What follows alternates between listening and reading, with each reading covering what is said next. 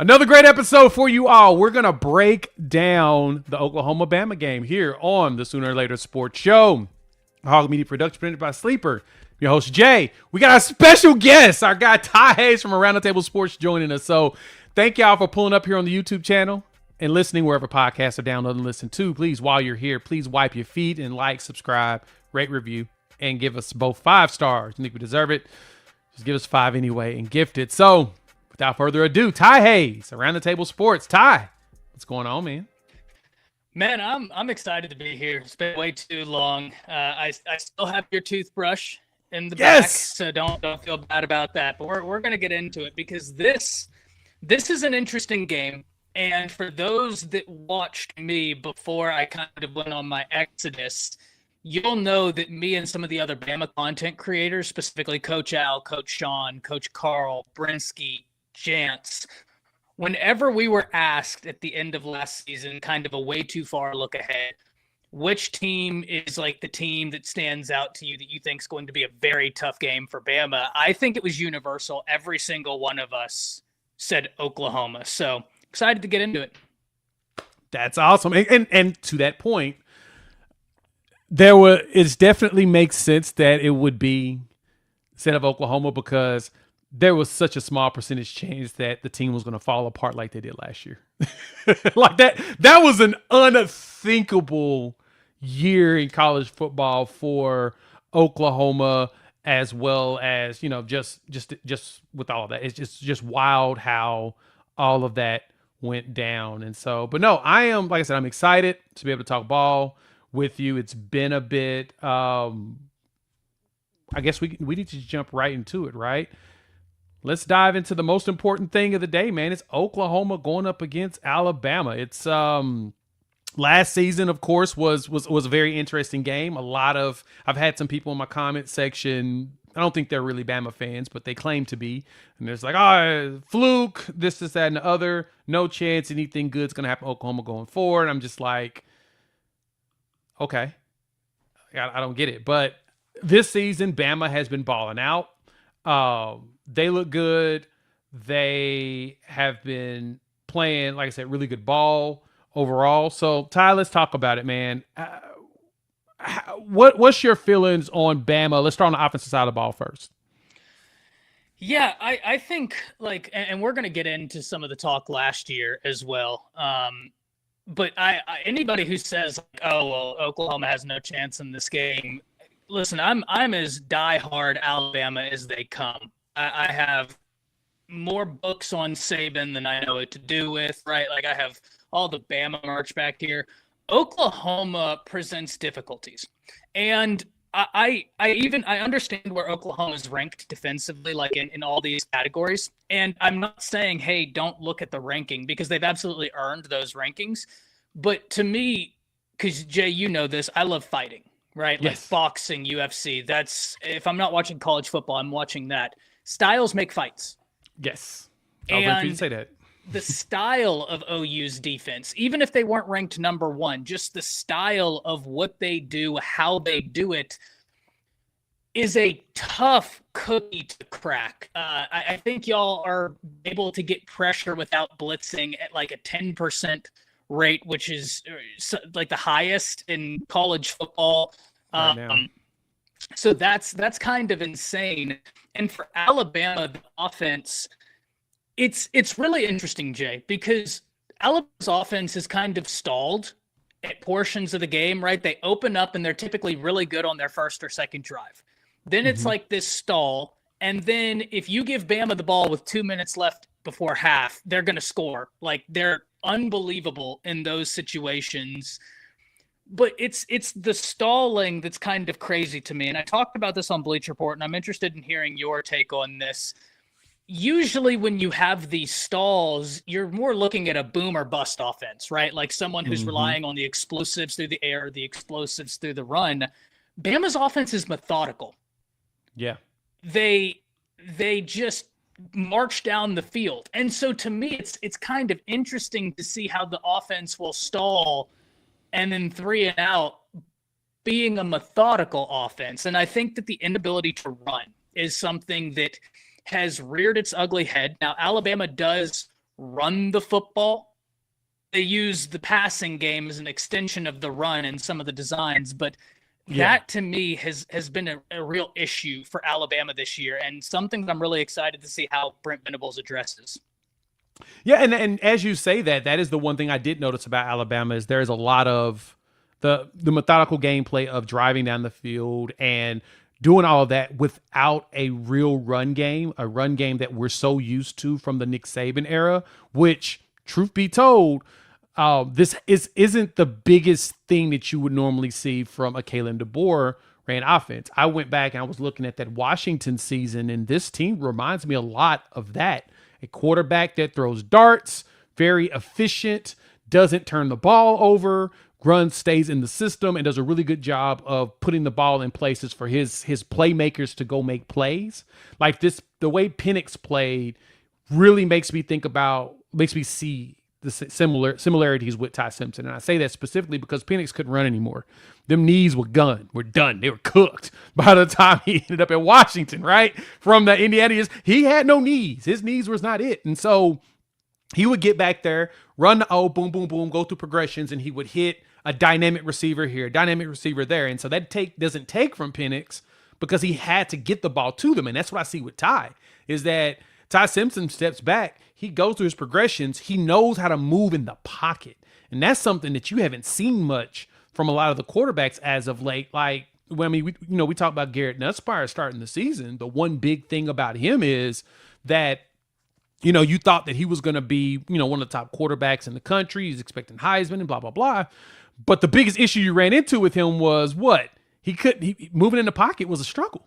Like, there was a challenge for him. He'd step up in the pocket, but he was not like, it wasn't, he never looked comfortable in the pocket ever.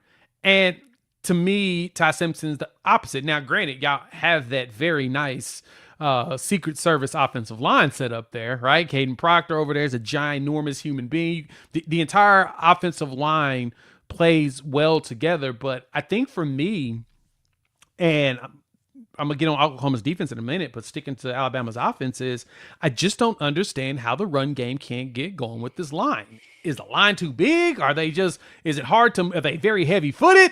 Because I know that was the thing like a year or two ago, that was the big topic because it's like this line is bigger than most NFL lines. And it was like, okay, are they too big to be able to move and get and get those holes open like you would want for these dynamic backs? That's something I've always been curious about.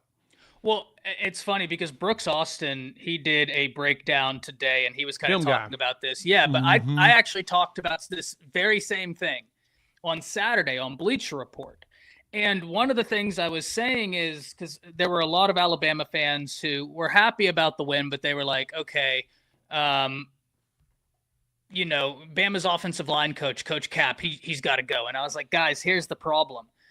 Doug Marrone was an absolute disaster of an offensive line coach for Alabama. And then you went to Coach Wolford, who wanted the guys really big. And it was just about like eating up the blocks in front of you. And then you go to Kalen DeBoer. And Kalen DeBoer and the offensive line he likes to do, like the way he likes them to play, is more pinning and pulling than you're going to see from most offensive lines. Like, it's incredible if you go back and watch that Washington team that played in the national championship, how much movement you see on that offensive line. Like, they want them athletic. The problem for Alabama is, it's year 2 for Kalen DeBoer, but he doesn't really have the personnel on the offensive line because you have a unit that the majority of them are still from that Wolford philosophy where we just want you real big, real physical.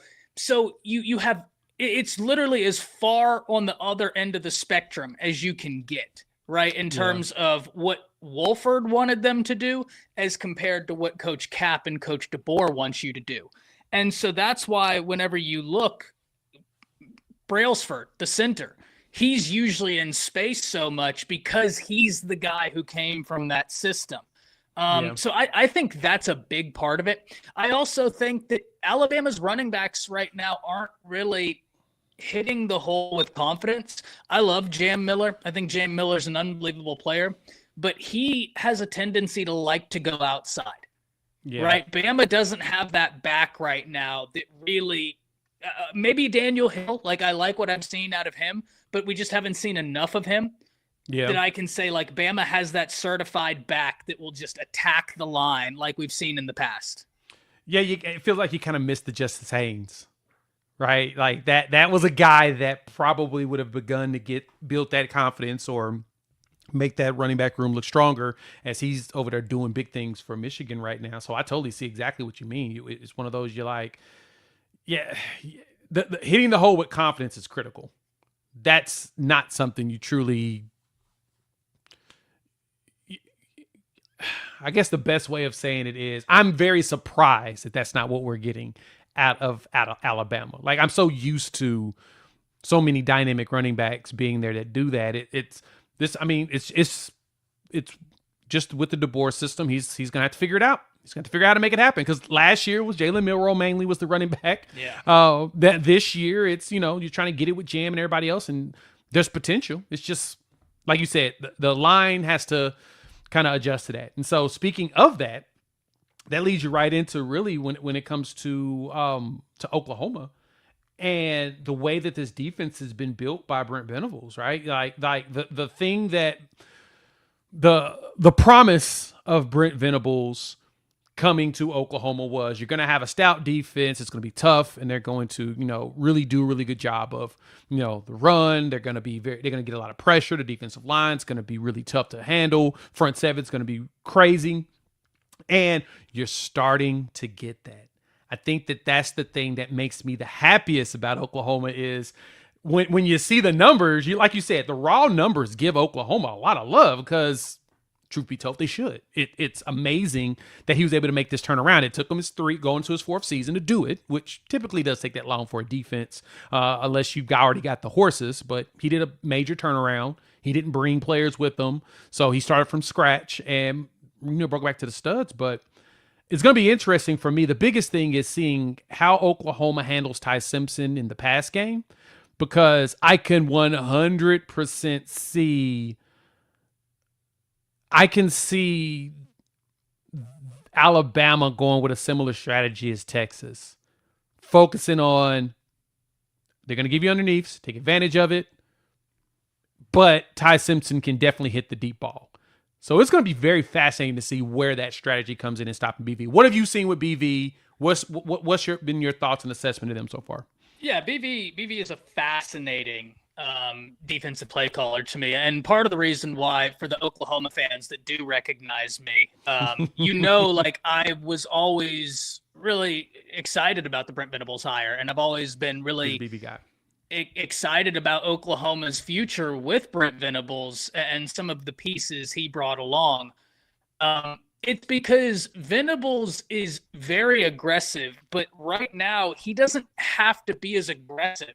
Right? Like that's the thing about this Oklahoma defense to me that's so fascinating is they're so good up front in that front seven that he can kind of just let those guys go ball and he's getting results he likes, which makes it all the more dangerous when he does decide to be like, all right, now I'm coming for you. Like that's where I think Brent Venables is just so good.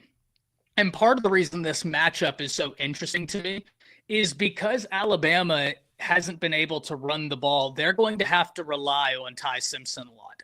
And this is without a doubt the best defense Ty Simpson has seen. Like Missouri's got a good defense, very good defense. I think Missouri's actually got a really, really good defense. But I think that Oklahoma is just way better in terms of what they do, in terms of the play calling. And that is giving respect to Missouri as well, because like I said, I think that that's a very good defense. They've got two edge rushers that are a pain to deal with coming off the edge. And I think they're among the highest in win percentage in the SEC.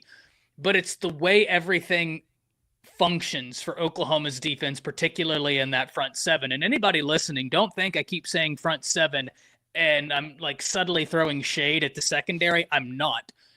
But when I watch that Oklahoma defense, it starts and ends with that front seven because that's what Brent Venables likes. Like your secondary is good. Love the freshman cornerback. He's been really a fun player to watch. So when I say your front, don't think I'm throwing any sort of shade. It's just for me, when I sit down and watch, if you said, okay, turn off half of the defense, are you turning off the secondary or the front seven? I'm going to turn off the secondary because that front seven is making magic happen for Oklahoma's defense. So on the flip side of that, though, Jay, is this is the best quarterback Oklahoma has played. And I know there are going to be people who talk about Ole Miss's quarterback, fantastic player, right? He's been very, very good. Yeah. Or Aguilar over at Tennessee, he's put up big numbers. But Oklahoma hasn't played a quarterback that is diagnosing like Ty Simpson is, right? Like if you watch Alabama, he's diagnosing what the defense is doing and really trying to attack it. I think the best example of that is that Georgia game where he was so dialed in.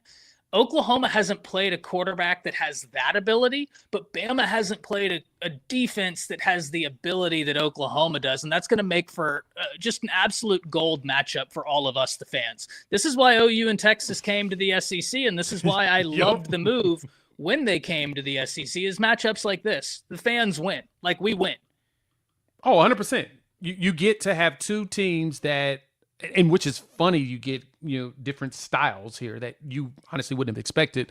In the old Saban era, it was really a defensive team with some really good offensive coordinators that was shuffling in and out, specifically because when you're a defensive guy and your offenses look absurdly talented, those dudes get hired for jobs. I've been telling Oklahoma fans like crazy about that to brace yourself.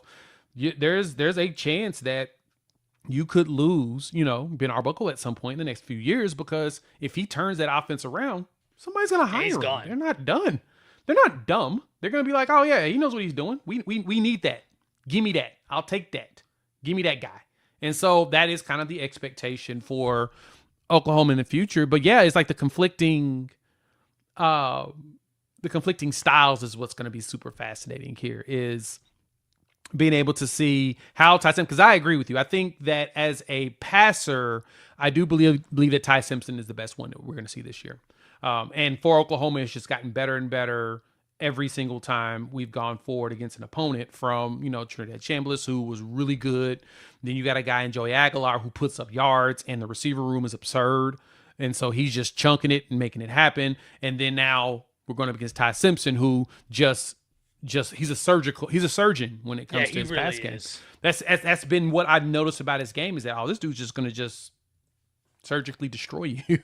and that's, me giving him, of course, great praise, because I think the world of him, and I think the world of what DeBoer is doing there. And I think even BV's even kind of said and talked about it in his pressers about how he feels like, he's going to be a big challenge because of his ability to really diagnose, and the fact that he's so comfortable in the pocket. That's where Oklahoma's going to have to dial things up. Like I said, usually, Oklahoma gets creative, and BV is very exotic about his blitzes. But this team, this is the one he hadn't had to do that. He just kind of just sits back and says, go do your work, boys. And he has a 4-man rush. And to your point on the DB side, which is very, very interesting that you point that out, is this is the first year we didn't have transfer DBs starting for us at all. Like, these are all internal dudes. Cortland, of course, a true freshman. He's an internal guy. Eli Bowen, he's a recruit as well, and he was a true freshman All-American last year. Gentry Williams, when healthy, which he's supposed to be back for this game, he's a recruit. Jacoby Johnson's a recruit. Devon Jordan, just going down the list. Over the last few years, Oklahoma, especially at the corner spot, it's been a lot of guys they've had to bring in to kind of supplement what we had, and now they don't have to. So I think you're right. This team really relies heavily on that front seven, and then, but from there, that honestly that's really always been what really runs things for Brent Venables' defense, and so. It's going to be so much fun seeing those styles go against each other, especially after last season. Last season, it felt like, to me, that DeBoer was trying to put a square peg in a round hole when it came to trying to readjust his entire offense for Milroe. Because again, Penix wasn't a runner. Penix didn't have knees. Yeah. Penix was a surgeon. You're dealing with a family doc with a surgeon, and that's two different things, right? It's two different skill sets you have to have. Milroe was good at what he did, but he was not at all what you're seeing right now with Ty Simpson, and so I'm ready to see it. Now, I think the other side, which I'm gonna toss, we're gonna make some picks real quick and run this ad, but I'm really curious to see talk about this Bama defense because I think y'all secondary is ridiculous. But before we do that, let's make some picks real quick as we continue the conversation with our boy Ty. Shout out to the partners over there at Sleeper. Use our promo code UNFAIR and they're going to hook you up 100% bonus on match on your first deposit up to $100, and they'll give you $20 just for checking them out. So when you look at the options we have here, Oklahoma versus Alabama, they've got picks in there for there. Xavier Robinson, 44.5. You know we're going to take that, right? Especially after last season. Ty Simpson probably will throw a couple of touchdowns, so I feel safe there. John Mateer, can he fly over 205? I'm going to go less, just to be skeptical. I think he uses his legs a lot more in this game, and I think that we work hard to stop Ryan Williams, but really get Isaiah Satania involved. So check them out. Use our promo code UNFAIR. Pick two or more players. Pick more or less in their stats. And boom, you have an opportunity to make game days into paydays. So, like I said, use the promo code UNFAIR, and they're going to give you $20 just to sign up, as well as match your first deposit at 100% up to $100. Terms and conditions apply. See Sleeper's terms of use for details. Let's make some picks real quick.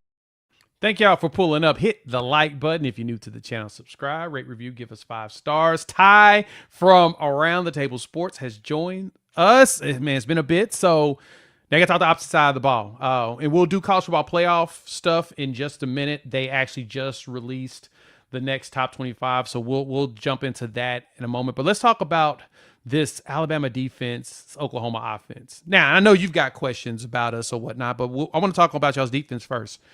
That secondary is legit. Gotta say it. I love the secondary. The secondary has been watching them play. They're flying all over the place. And they're causing problems. Shout out to how that is going. My question for you is, how do you feel about your front seven? I don't feel like this is as stout of a front seven that we're used to for Bama. They're effective. Like, they're getting the job done, which is all that matters. But I don't feel like they're as stout that we're used to in seeing from you all. Yeah, I actually think that the front seven has really come on the last few weeks. If you look at Yonze Pierre, he was actually the backup jack linebacker, we'll call it, right? Like this hybrid kind of guy that plays in space, rushes the passer, but he came in for Quay Russaw. And right now, if I'm not mistaken, the last time I looked, Yonze Pierre has the highest win rate in the SEC right now. You know, that you retweeted a tweet of his, but it's the guy who's been going through and doing all of the, like, Yonze Pierre has been unbelievable. And I think he got a strip sack against LSU. He got the sack also against LSU. Like, that guy's been playing really good football. But you're right. If you ask me, like, hey, what's the strength of your defense? The secondary for Alabama is insane. Like, in several of Cam's lists, there were 2 Alabama defensive backs listed, right, in terms of, like, effectiveness. Zabian Brown, and I'll tell you what's crazy. Like, y'all have a true freshman corner that's playing lights out. Bama's got a true freshman corner that took Damani Jackson's job. Craziness. He's 6'5", and he is, like, when I was looking at it, he is like one of the top in the SEC in terms of, like, he's allowing the lowest quarterback percentage when targeted per 100 snaps. He's like number 3 when targeted, right? Like, it is just insane how good he is. And then you look and you have Bray Hubbard, who is just pissed off all the time. Something funny that you'll enjoy. They call Bray Hubbard the honky badger. So I'm excited to see the honky badger get after it. That's absurd. That's quite hilarious. As of course, I totally understand the joke. That's funny, but he's pretty much a beast. That is can't beat that. True freshman coming in and take. I would have never guessed that Damani Jackson would lose his job. Actually, getting him to transfer over, watching him play last year, and then now I get it. I totally understand it. His coverage isn't the issue. Like he's still really good in coverage, but he just was not there in run support. I was about to say, he's not a good tackler, really. It's the angles, man. Like I halfway wonder if, because we got to remember, whenever he steps on a football field, there's a 99.9% chance that nobody on that field is going to be able to outrun him. Correct. Unless you're playing Nick Harbor. Like he had a 10-2 100-meter dash. The guy is insanely fast. But I also wonder, like, if being that fast can be a detriment to where, like, you don't have to take angles the way that they're supposed to be taken. And then you look up and it's like, oh, well, yeah, I'm a 10-2 guy, but I missed because I didn't take the angle. My eyes weren't in the right place. Yep. Whereas Dejoun Lee is 6'5" and pissed off. Like he's coming in there with bad intentions. So it's going to be an insanely fun matchup. Yeah, and that's the one thing I'm kind of curious about with him and the matching up with the wide receiver room here at Oklahoma. Of course, John Mateer looks more like himself since the second half of the Tennessee game. He started to play more like the John Mateer we saw in the Michigan game, where he was kind of introducing himself to the SEC in college football. Not an SEC game, but just introducing himself or whatnot. Just in general, people were wondering if he'd had the capabilities of handling big programs, even though he did pretty good against a Washington team last year that went 8-5. So, I mean, he knows how to play ball, but you had questions, and rumor has it he hurt his knee in that game and was playing with that in the Auburn game. Still looked pretty solid in that one. Didn't look as explosive, but he looked solid. And then, of course, the thumb situation happened, and ever since then, he's been building himself back up. Well, the second half of that Tennessee game, it looked like he trusted that knee. You start to see some better zip on those passes. You start to see some better decision-making. You even start to see him tuck and just run and just go. And it was like, oh, okay, I actually trust my knee now. I'm going to go ahead and zoom through like I'm supposed to. And so because of that, it feels like a lot of fans have been wondering if he's back, and I kind of think he is in that respect. So here we are. So I'm really curious too on our wide receiver room: Giovanni Gibson, Satania, as well as Burks and Jermichael Carter, who's been playing more. I don't know if Keontez Lewis is going to play, but curious to see how that matches up with this secondary that you guys have, because like I said, I really like how your secondary plays right now. And Keon Saab is still one of my favorite dudes. I'm so mad y'all still got him from Michigan. I still think it's rude and disrespectful, and we should complain to like the authorities or something. Well, you're doing good as a defensive back when you don't hear a lot about him. That's kind of Keon Saab this year, because it's just people aren't going his way really at all. And so here's the interesting thing, Jay. Like, I'm going to give you one area that if I'm putting my objective hat on, I'm going to give you one area that if I'm OU, I'm a little bit worried. And then I'm going to give you an area where if I'm Bama, I'm a little bit worried. And I'll start with Bama, right? Just in the interest of fairness. For Bama, my worry is Bama's offense gets behind the sticks because they're not able to pick up the blitzes correctly.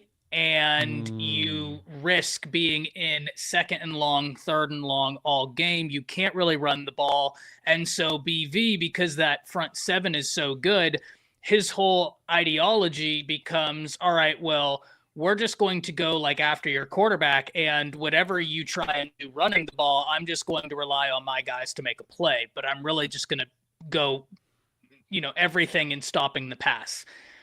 That right there is going to be interesting to me. And one of the things I told you before we came on here, something that Brent Venables does that I don't see a lot of people talk about. Okay. There are certain plays that, like, when I'm sitting and watching in preparation for Oklahoma, I'm like, hey, that play right there, in theory, could be like a touchdown against Brent Venables because of the way he likes to do his defense. The big problem is those type of plays. I'll give you one for example. You remember Sark at Bama, the 2020 national championship? They run that little screen pass again and again and again. Mm-hmm. And Devontae Smith is the lead blocker. Waddle's catching the pass. But then one time, Devontae Smith goes to block. The defensive back and the safety are thinking, okay, well, we've seen this 10 times. We're not worried about you. We're going to run right past you and get to Waddle. And Devontae Smith was never going to block that time. He was going to set up the big play where he just slips right behind the defense.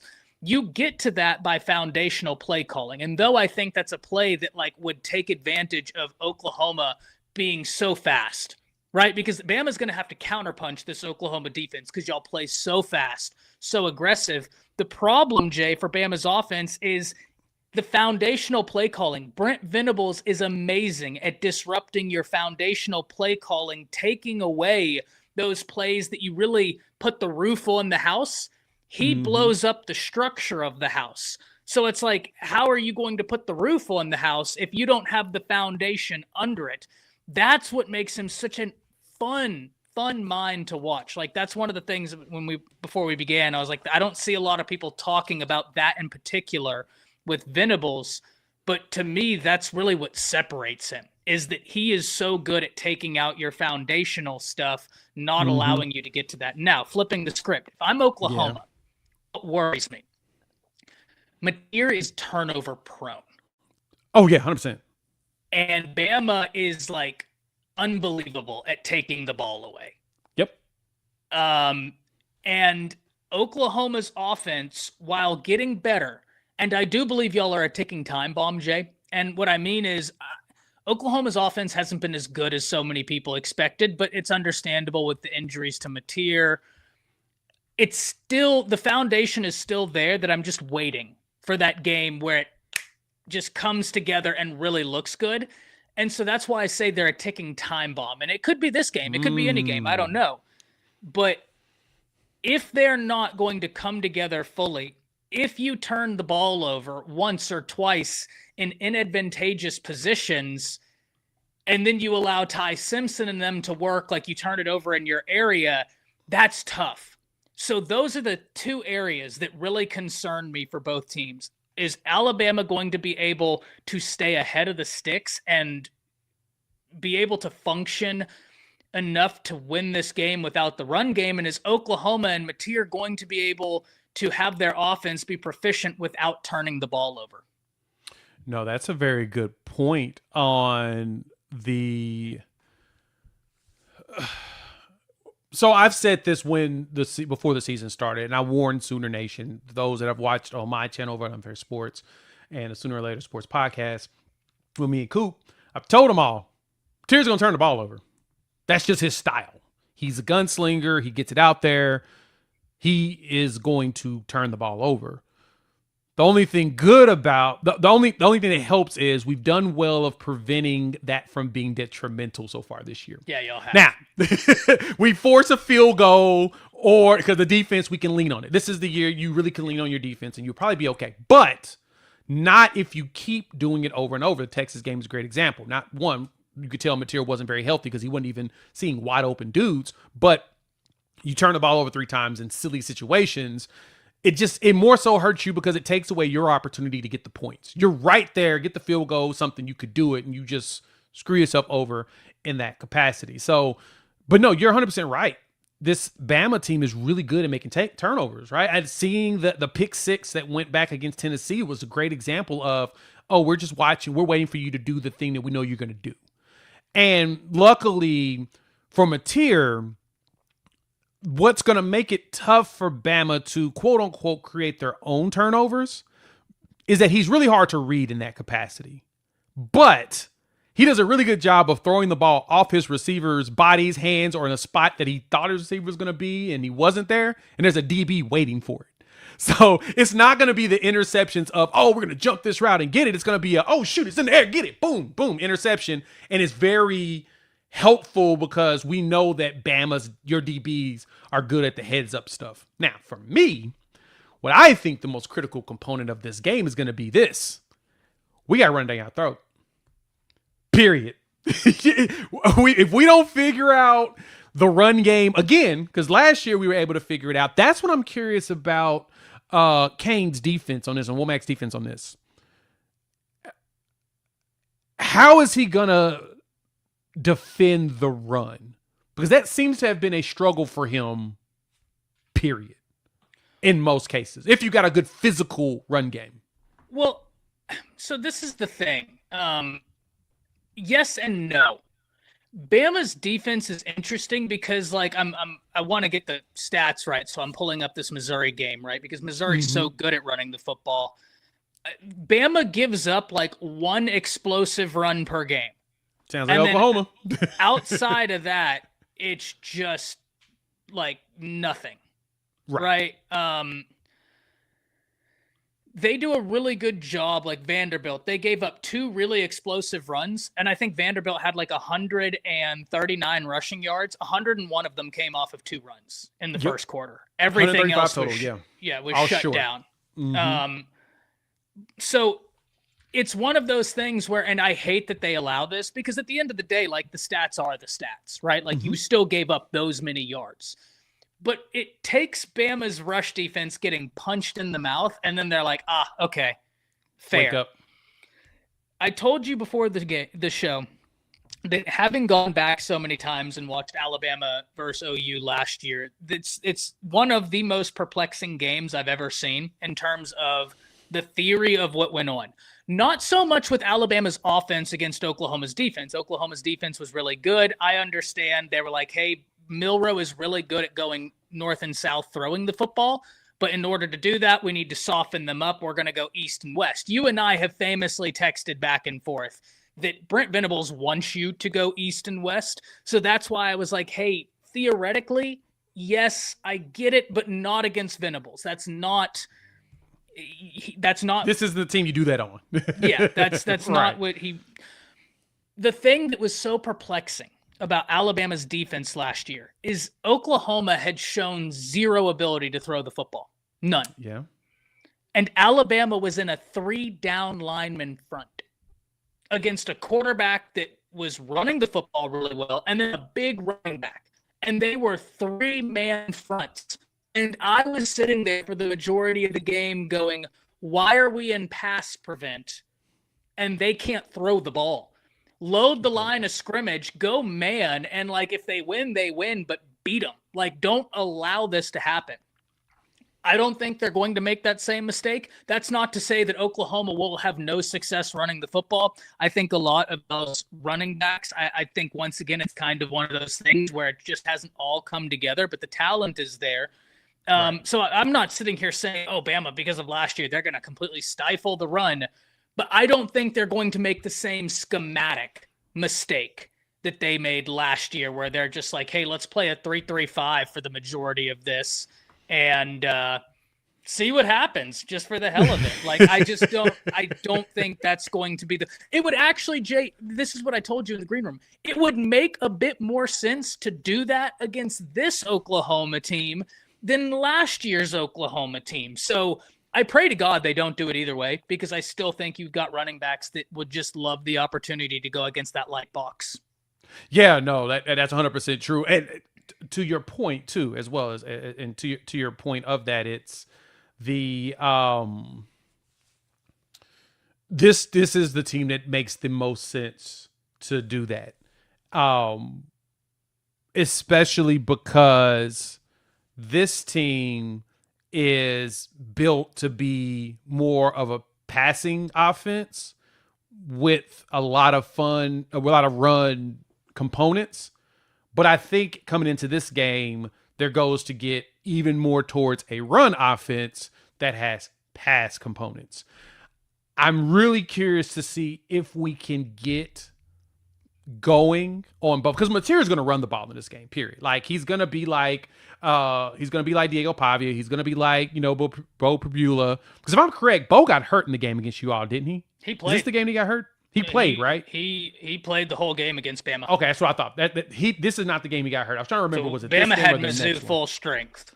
Yeah, you did. And he ran for 60 yards and he threw for 160, but you're correct. They could not establish a run game in which Missouri is really good at running the ball.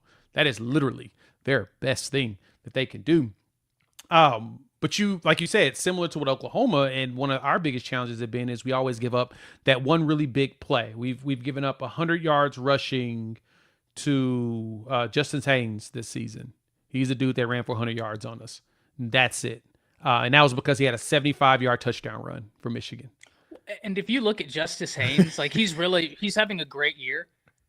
There's a lot of big plays. That's kind of like his MO, yes. And that's why I almost disagreed with, and I know you said it earlier, but someone was like, oh, we need Justice Haynes back. And I was like, I don't think that's going to be the answer that people thought it would be, because like he was averaging like 3 point something per carry and then breaks one. Now he's really good at breaking one. Yeah. But I don't know that the problem Alabama is having in terms of establishing the run, Justice Haynes kind of likes to find the hole as opposed to just attack it. Bama has running backs that are trying to find the hole instead of attacking it. Pause. So I don't know that would be the biggest like help. Fair. That's a fair assessment there. Okay. Give us someone on offense, someone on defense that you feel like Oklahoma fans need to keep their eyes out for. Okay. Offense, it's very easy for me. Lottie Brooks. Okay. Everybody's going to be worried about Ryan Williams, right? The problem with that is then you have Jeremy Bernard. Yep. And if you're worried about Jeremy Bernard, then you have Ryan Williams. Well, if you're worried about both of them, then you have Isaiah Horton. But the big issue is Lotzier Brooks is a true freshman who broke the New Jersey receiving and touchdown record, was a 3-star up until he did one camp, and then he flew up the boards. I don't say this lightly, Jay. He is Jalen Waddle 2.0. Like, he is really explosive, and I say him because naturally you're going to look at Ryan Williams and Jeremy Bernard, which makes it really difficult to account for Isaiah Horton, Lottie Brooks, Josh Cuevas. That's where Alabama's passing attack is so dangerous, is it's not two guys that you have to worry about. Like, they'll line up 5 wide, and you're like, well, dang, everybody's a threat. So my answer for offense is going to be Lotzier Brooks, because Jeremy and Ryan are the obvious answers. On defense, this is where I'm a little bit torn. I think that Yonze Pierre would probably be my answer, because I think that we've got to make Mateer uncomfortable, right? Yeah. Like and I think he's the guy to do it. I am close to saying Dejoun Lee, because I think Bama and OU are going to do the same thing. And that's that they're going to see a true freshman corner out there, right? Like, if you're Mateer, like, seriously, if you, Jay, or John Mateer, and you look at one side, you have Zabian Brown. And then you look at the other side and you have a true freshman. You're probably going to be like, I'm going at the true freshman, because Zabian Brown is like a sophomore who's so battle tested at this point. And that's the correct answer. It's the same thing I would do if I'm Ty Simpson. I'd look at your defense and be like, I'm going at the true freshman. You're going at Courtland Guillory. Even though he's been great. Like, that's not saying that he hasn't been fantastic. He has been really good. You have the least experience. So, like, I'm going to test you. To your point, and this is, and you know me well enough, you've streamed with me for years, and you know my take on freshmen. I don't really like starting freshmen early in the season, because they're guaranteed, or most seasons throughout the season, because they're guaranteed to make a freshman mistake. You rotate them in, I'm cool with it. But if you have them out there too long on the island, at a certain point, they're going to make a mistake that a freshman's going to make. And for Courtland Guillory, the biggest thing is they bait him into pass interferences. Very common thing that you see. Very normal for freshmen. Exactly. But the thing about this that's so fun is, like, I say that, and that's completely logical. And everybody out there, you would do the exact same thing.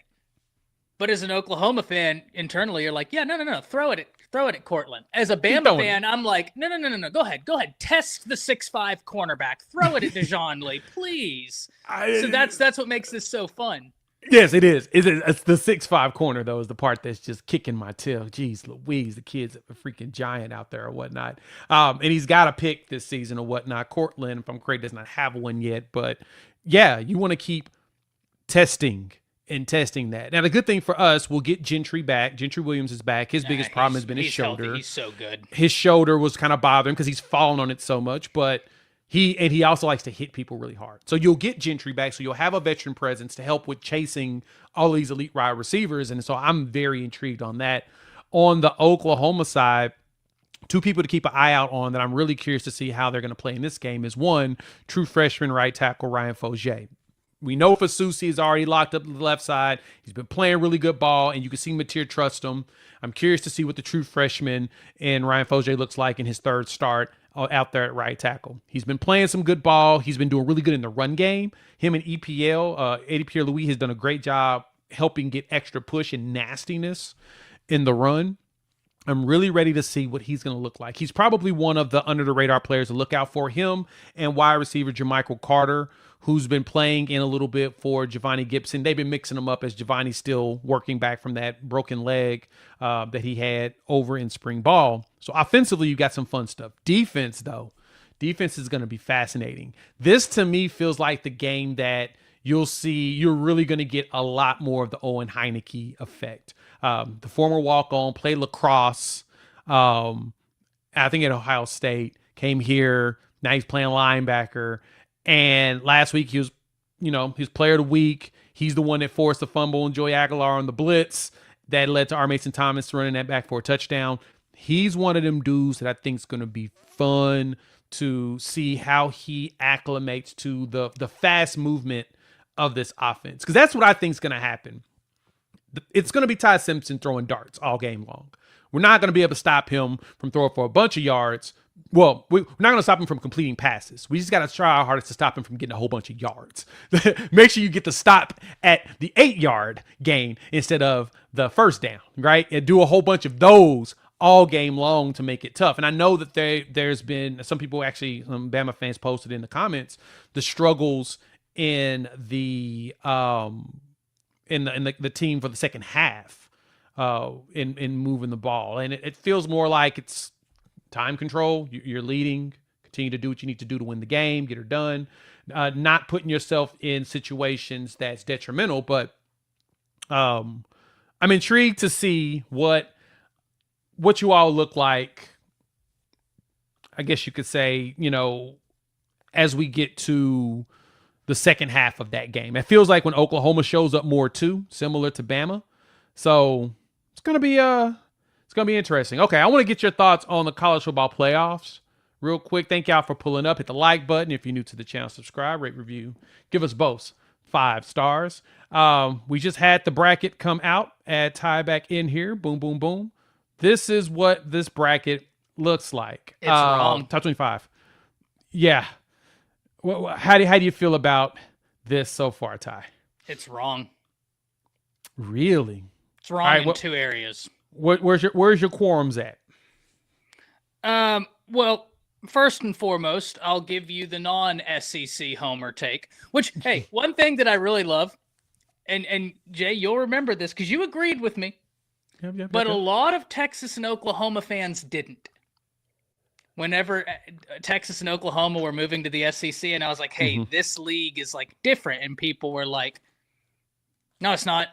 And now I am on Twitter and I'm seeing a lot of those same people be like, oh, like tweeting about the SEC. It is different, right? Like I always said Oklahoma and Texas were right moves for this league, that they would be able to fit in, that they would be able to play good football. That was never a question.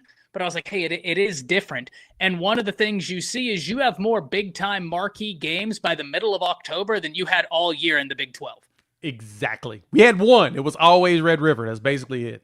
And now you're like halfway through the year, and you're like, man, we've had more huge games than we had for years. And that's not to say you weren't a huge team. You were the huge team. Texas was the huge team. But now it's like a collection. So I get my SEC supremacy rant out the way. I'm going to tell you where it's wrong first off. Oregon should not be behind Ole Miss. Ole Miss came off of a kind of sloppy win. Oregon comes off a ranked win. So I don't know why you would flip them now. Yeah. Right? Like that doesn't make much sense to me. So that I'm surprised by, but I don't take issue with it. Where I take issue Uh-oh. Indiana. I think you're a great team. I think you're really good. You're really fun. That was an awesome win. I understand Penn State lost their coach, but a wounded animal, Jay, is dangerous. Very. And Penn State's in a position where now they're just like, hey, we can play spoiler to your whole season. That's dangerous. They've got nothing to lose, so they can just go ball. How are you above Texas A&M? Yeah, I wondered that same thing. How are you? I feel like A&M should be, I would agree with, as the number 2 team in the country as well with the way that they're playing. So 100% in agreement with you, Ty, there. I just if we are to believe, if the college football playoff is telling me Notre Dame is 9, then what win does Indiana have that bests beating the 9th team, which A&M has? Yeah, that's a good point.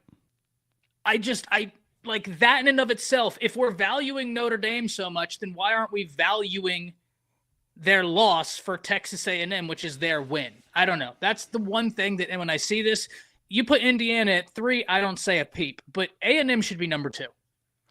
That's true. I can see that. It's gonna be intriguing to see how that goes. I guess to me, in the grand scheme of it, 1 through 4 to me doesn't really matter as much. I don't mainly because they're all going to be neutral sites, but it does matter based upon who they got to play. So, but you're right there. I think that A&M, the way it's matched up, they're going to probably, if it plays out as the rankings are set, A&M will play Indiana regardless. But it's also at the same respect that who they have to play before they get to this point, they should probably get the more favorable matchup. Now, the question is, what's considered favorable? Because Ohio State was 8, and they won the Natty last year. So it's like, depending on where you're at, it's kind of painful. But yeah. I think that respect-wise, they should be higher up than that. And you're right. Like, in the grand scheme, if you're top 4, you're top 4. But damn it, if we're going to do it, let's do it right. Right. And yes. like, if yes. we're saying, and listen, I don't disagree with Chris over in the YouTube comments who's like, hey, what is Notre Dame's ranking a little bit suspect? I don't even disagree with that. But if I'm taking this at face value and Notre Dame is what you're telling me the 9th best team in the country, who is Indiana beaten that would have me believe you deserve to be over the team that beat a top 10 team? Like, all respect to Indiana, this isn't even a, hey, I don't think Indiana's a good football team. I think Indiana's a really good football team. I think Cignetti's done great. I think Mendoza is really, really good. But what have you done to deserve being over a team that beat a team that you guys in the committee are telling me is a top 10 team? Yep. I guess Indiana both of them went on the road and won their respective games. Yeah. But Indiana went to Oregon, A&M went to Notre Dame. So, no, I agree. And in Texas A&M schedule just gotten harder and harder as it's continued, which is always fascinating as we talk about the SEC. That's kind of what you get out of the SEC. Games get tougher and tougher. And they've still got another top 10 matchup to close the season out. Yeah. And don't get me wrong, Indiana, that Oregon win is great. But it's the Notre Dame win with the other wins they've gotten that I'm just like, hey, how are they not number 2? I don't know. I don't know. It's a fascinating, and it's a very good debate. It's not one of those that can be overlooked, and one of those that I'm just like, no, I totally get. The Notre Dame piece is going to be funny. They play Pitt, who's ranked right now, and I know that there's been a lot of people that have made the comment of they feel like Pitt's ranked to specifically help Notre Dame in some capacity because they play them this weekend. I don't disagree. And John, I hear you. John says by that measure, Bama has the best win by beating Georgia. I think Bama does have the best win in college football right now, but you also lost. So I'm totally fine with the Ohio State's, A&M's, Indiana's being ahead of Alabama because they haven't lost. And Indiana has the really good win in terms of that Oregon win. But I just don't understand how when A&M just beat LSU, they beat Missouri, they beat Notre Dame. Like, when I'm looking at that collection, I'm like, how are you not number one or number two? I'm sorry, number two. Like that's. Yeah. I think it's even wilder to go into that. Adding to it is though the top 3 teams all have top 10 wins. Yes, they all have one, right? Top 4, yeah, top 4 teams have top 10 wins. Actually, 1 through 4 all have a top 10 win, and I agree with you too, Ty. You're stuck behind the undefeated team specifically because of that Florida State loss, and it's looking worse and worse. Which is fine. Like, but it's also first game of the season. So yeah, it was exactly right. It was first game of the season too. That's one of those a team has been preparing for you for 9 months. They purposely put you literally on the bulletin board. That's the only thing that they care about. You're the little square that they look at every single day, every time they wake up. That's all they cared about up until that game. Now it's over. Bama has shown that they are putting themselves back on the trajectory up to be great.